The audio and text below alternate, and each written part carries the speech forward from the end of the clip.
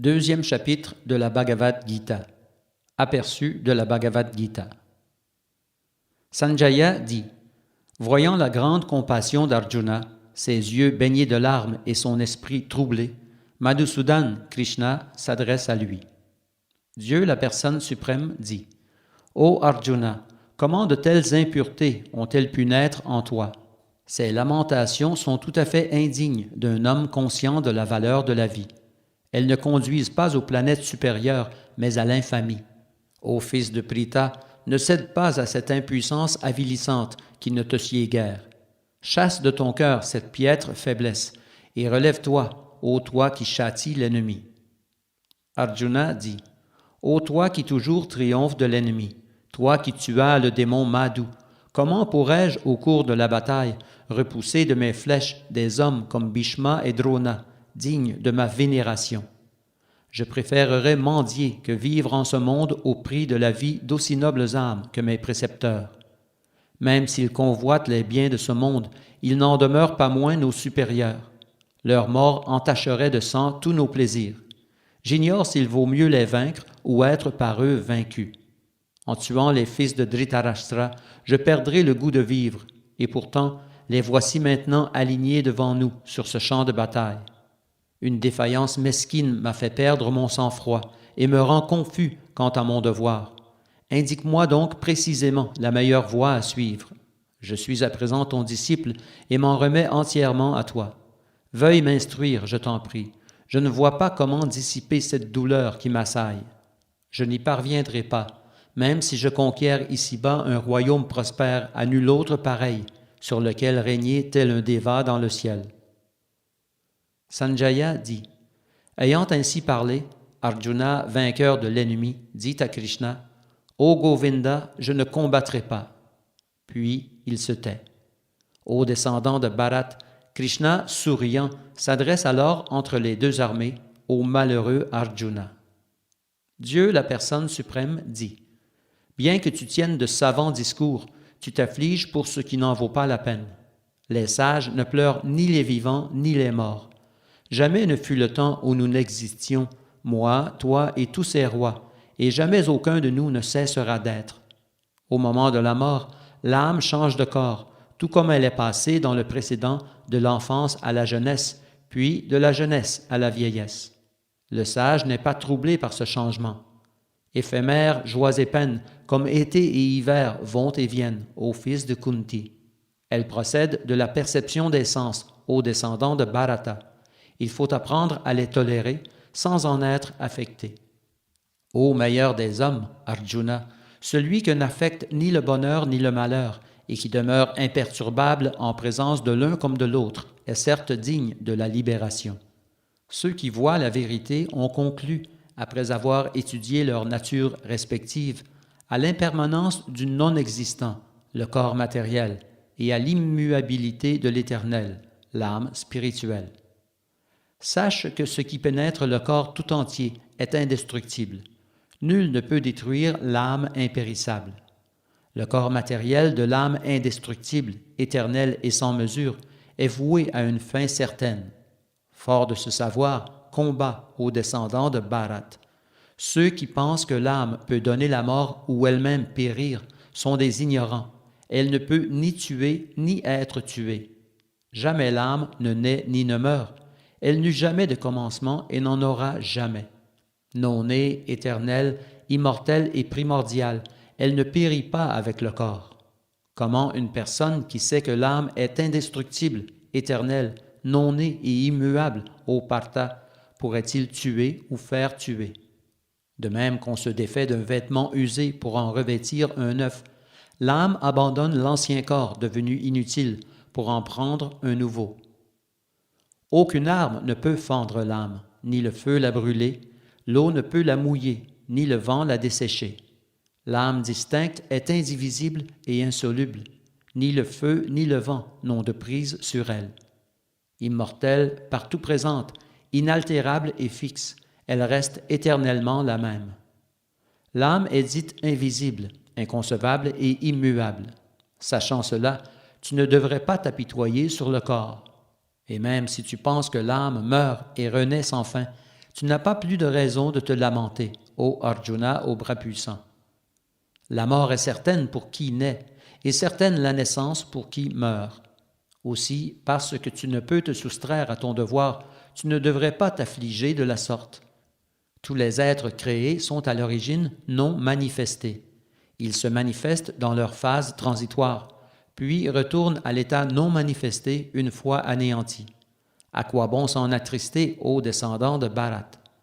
Certains voient en l'âme un phénomène prodigieux, d'autres en parlent comme d'une étonnante merveille, d'autres encore en entendent parler comme d'une chose incroyable.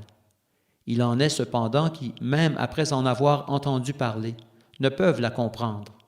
Ce qui habite le corps, ô descendants de Bharat, ne peut jamais être tué. Tu n'as donc à pleurer personne. Conscient de ton devoir de kshatriya, tu devrais savoir qu'il n'y a pas de meilleure voie pour toi que de combattre en te conformant aux principes religieux. Tu n'as donc pas à hésiter.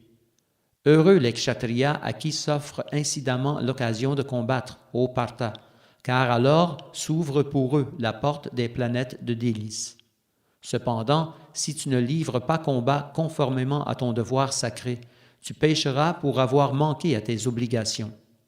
Tu perdras, du coup, ta réputation de guerrier. Les hommes, à jamais, parleront de ton infamie, et pour un homme d'honneur, le déshonneur est pire que la mort. Les grands généraux qui estimaient hautement ton nom et ta gloire croiront que la peur seule t'a fait quitter le champ de bataille et te déconsidéreront. Tes ennemis te couvriront de propos outrageants et railleront ta valeur. Peut-il y avoir situation plus pénible pour toi?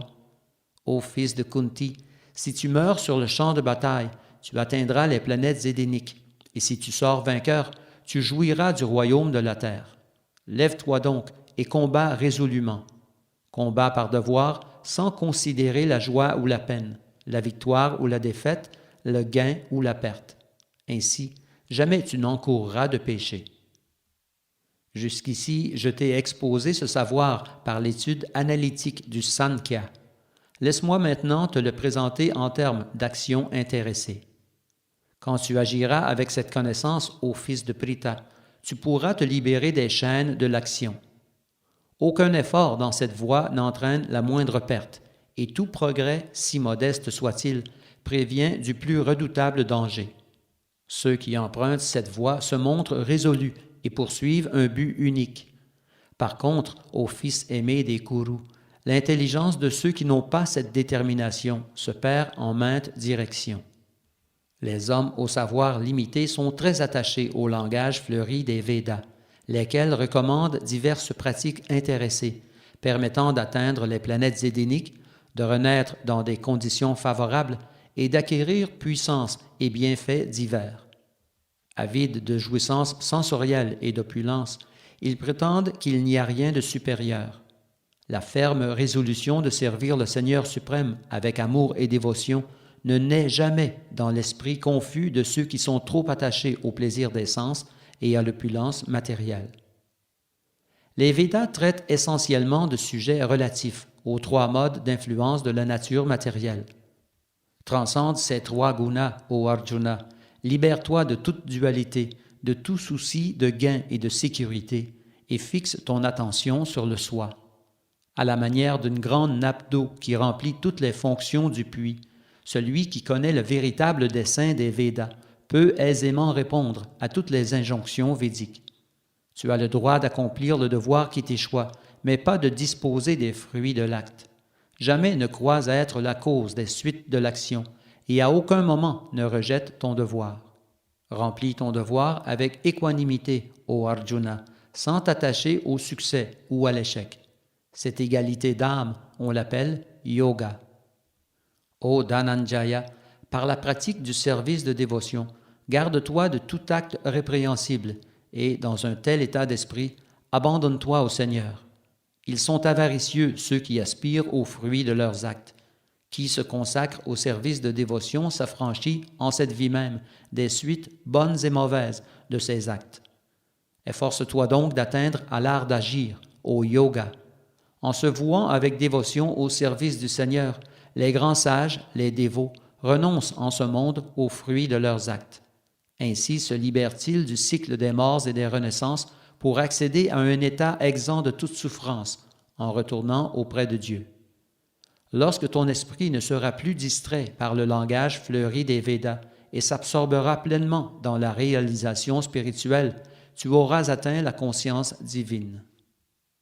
Arjuna dit, « Ô Krishna, à quoi reconnaît-on celui dont la conscience baigne ainsi dans la transcendance?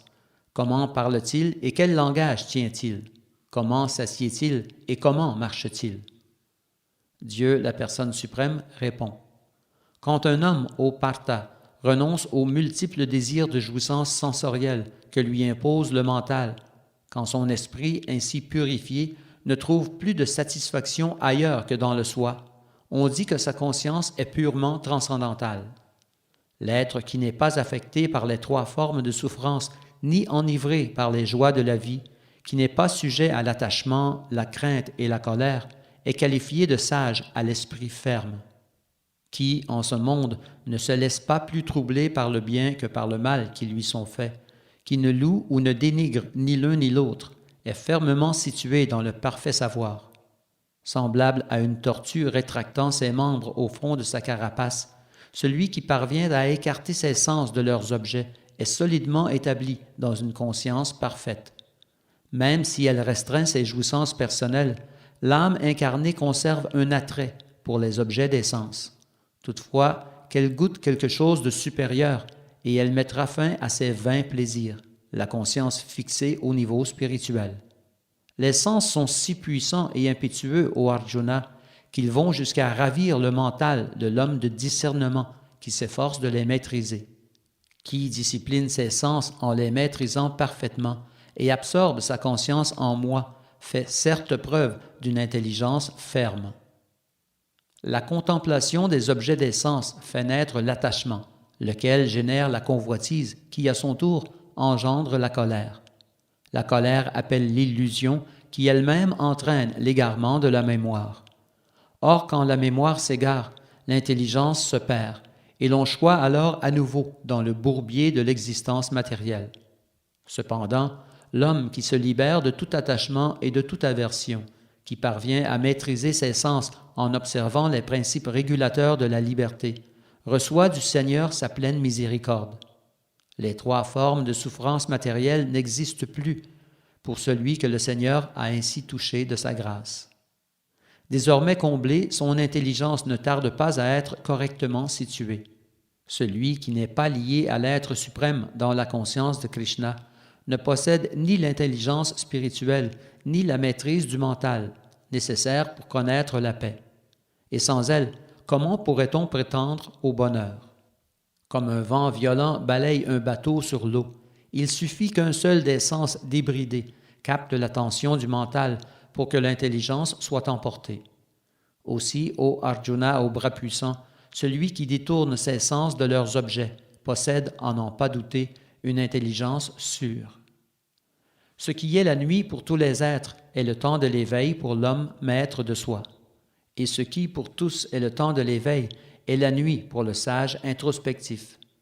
À l'instar de l'océan immuable qui jamais ne déborde malgré les fleuves qui s'y jettent, celui qui demeure imperturbable devant le flot incessant des désirs peut seul trouver la paix, et certes pas celui qui cherche à les combler. Qui a cessé de convoiter toute forme de plaisir des sens et s'est libéré du désir, qui a renoncé à tout esprit de possession et s'est affranchi du faux ego, peut seul connaître la paix véritable. Ainsi en est-il de la vie spirituelle et divine, ô fils de Pritha, laquelle donne à l'homme de sortir de la confusion.